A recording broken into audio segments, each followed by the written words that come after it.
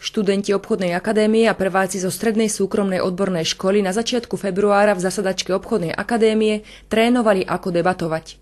Získané vedomosti si študenti overili vo štvrtok 25. februára na tom istom mieste v debatnej súťaži. Súťažili študenti obchodnej akadémie od prvých ročníkov až po tretí ročník.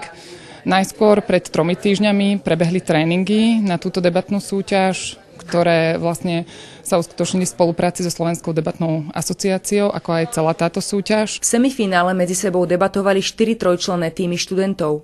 Jedna debata trvala presne hodinu 6 minút. Súťažili v semifinále na tému vstup Turecka do Európskej únie, jeho výhody a nevýhody.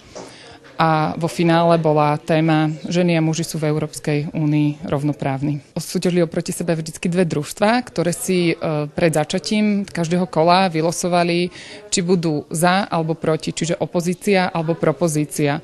Čiže keď bola prvá téza, Turecko by malo vstúpiť do Európskej únie, tak jedno družstvo bolo za, áno, súhlasíme, Turecko by malo vstúpiť, a druhé družstvo si vylosovalo, nie, nesúhlasíme, nemalo by vstúpiť. A takisto to platí pre finálne kolo.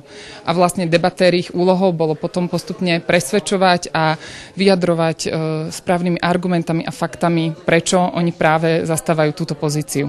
Výkony študentov a schopnosť argumentovať spolu s manažérkou Europe Direct sledoval a hodnotil zástupca Slovenskej debatnej asociácie. Len pred 3 týždňami študentov učil, ako debatovať. Mňa študenti veľmi milo prekvapili, nielen tým, že sa dokázali postaviť a skutočne naplniť ten čas, ktorý im je podľa pravidel debaty určený, ale skutočne urobili veľmi obsiahly výskum tej európskej problematiky, ktorú v spolupráci s Európskym informačným centrom, teda tých problematík, ktoré boli Európskym informačným centrom zadané. Víťazmi prvého ročníka debatnej súťaže sa na obchodnej akadémii stalo súhlasné družstvo.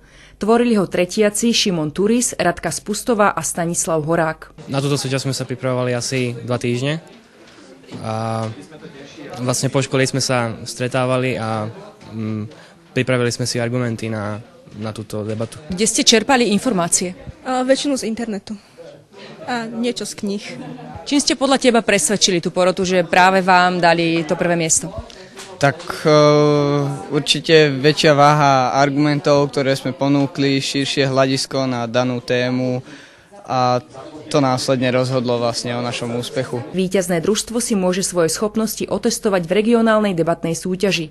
Informačné centrum Europe Direct v Senici chce budúci rok do debatnej súťaže pozvať zástupcov všetkých stredných škôl v našom meste.